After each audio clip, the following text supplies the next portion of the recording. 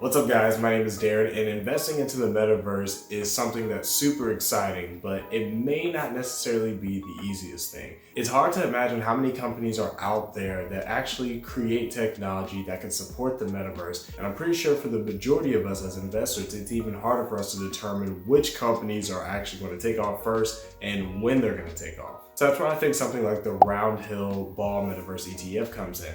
But is that necessarily the better option?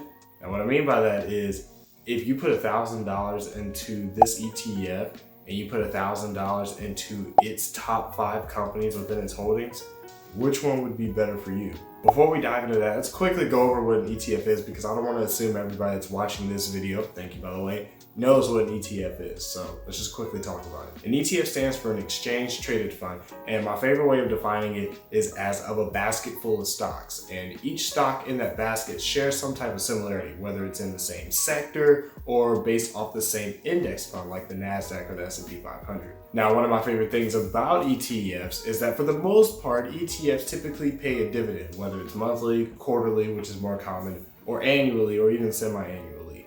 And one of my least favorite parts of an ETF is the expense ratio you have to pay. One of the things you have to keep in mind as an investor is that the majority of ETFs are fairly fluid. That pretty much means that the stocks under those ETFs and the weight of each of those stocks doesn't always just stay the same. It changes every now and then. And there are people in the background that analyze the stock market, and they analyze those sectors and subsectors and index funds that they base themselves off of to determine if this company should increase or decrease its weight, or if this company shouldn't be in this portfolio altogether and should be replaced by another company.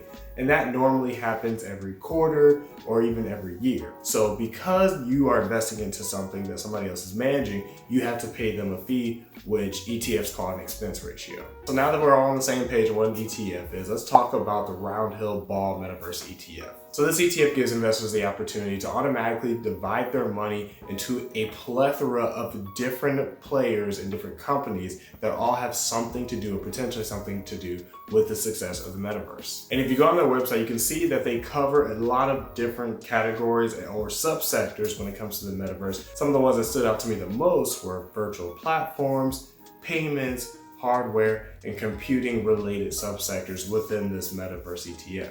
Now, according to their official website, this ETF holds about 45 different positions or 45 different companies, and those include the top 5 companies here, which include Nvidia, Microsoft, Facebook, Roblox, and Unity. And remember, I told you guys one of my favorite things about ETFs is that they normally pay dividends. Depends on the ETF. But unfortunately for this one, it at least doesn't say that they pay dividends. There is no dollar amount if you check any apps like Robinhood or Yahoo Finance. But according to dividend.com, apparently they're going to pay an annual dividend. Now, it's really important to keep in mind with this company because I believe this company was established back in June of last year. So it hasn't been a full year yet. So for those of you guys that love dividend investing, this may be some decent news, or at least something to look out for within the coming months, because they could potentially be announcing a dividend payout by June. And I also said that one of the things I didn't like about ETFs is the expense ratio. And of course, this ETF fails to disappoint in the other way. But this ETF actually has an expense ratio of 0.59%. And according to websites like Robinhood, it's actually 0.75%, but we're gonna go with the 0.59%.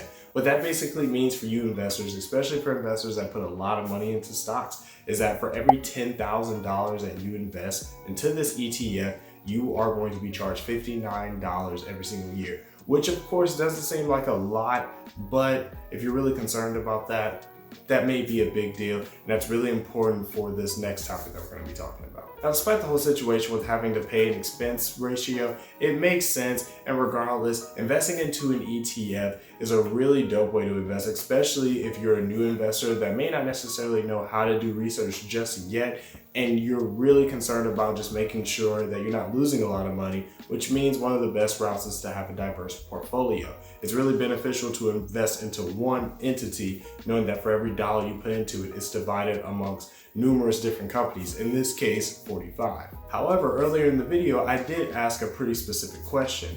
Yes, an ETF is a great way to invest into the stock market, but when it comes to this Metaverse ETF, is it the best idea? So let's paint a scenario to where you invest $1,000 into this ETF and then you invest another $1,000 into its top 5 holdings, or $200 into each position. So first we got the ETF options. Now the prices are going to be based off what they were as of Sunday, so it's not going to be anything up until this point. But around that time, the Metaverse ETF was around $12.52 a share. So that means if you were to put $1,000 into that ETF, that would actually give you about 79.87 shares, or almost 80 shares. And since there isn't a currently announced dividend, we're just going to assume that every year you're not going to get paid any dividends. Now, when you check the history of the Ball Metaverse ETF on apps like Robinhood, as you can see, it's not a lot because it's a fairly new ETF. You can see it hit its peak around November, towards the end of November of last year, which if you see my previous video, you have an understanding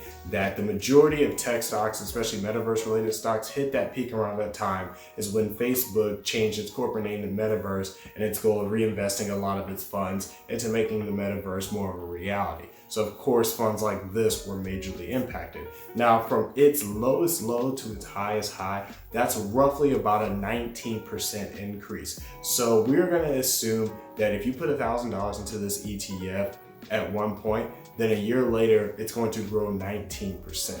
So if that ends up being the case, then you would have an increase of $2.37 per share to roughly about $15 a share. And that would actually give you a total of $189 in profit. However, unfortunately, we're not out of the woods yet because this ETF, again, pays an expense ratio of 0.59%. So for $1,000, you're gonna have to spend $5.90 per year. Not a lot, but still something. So that takes your annual earnings down from the $189 to $183.10 per year. So let's say, however, you think that investing $200 in the top 5 positions of this ETF is a better option. So you put $200 into Nvidia, Microsoft, Meta, Roblox, and Unity. And here's the breakdown of how many shares you would have in each position. Now, one benefit of doing this out the gate is that you're actually making dividends because 2 of these 5 companies, including Nvidia and Microsoft, actually pay a dividend. Now, Nvidia's dividend is fairly small and Microsoft is pretty decent, but based off the position that you'll have by putting $200 into each, based off the prices as of this recent Sunday, you'd be looking at $1.87 per year in dividends. Not a lot, but also $1.87 more than the ETF. Now, calculating the annual growth was a little different because I had to find the average of all 5 companies within this past year. And some companies like Unity actually took a decent drop. So the average annual growth of all 5 of these companies is 10.31%. So that means if you were to put $1,000 total into these top 5 positions, you'd make an annual growth of $103.10. So the bad news is that it is a bit less than if you were to put $1,000 into the ETF. But the good news is there is no expense ratio. So out the gate, it seems like the Metaverse ETF may be the better option, but it honestly depends on what you actually want as an investor. If you're really more concerned about getting a dividend, you know that investing in the top 5 will pay you a dividend.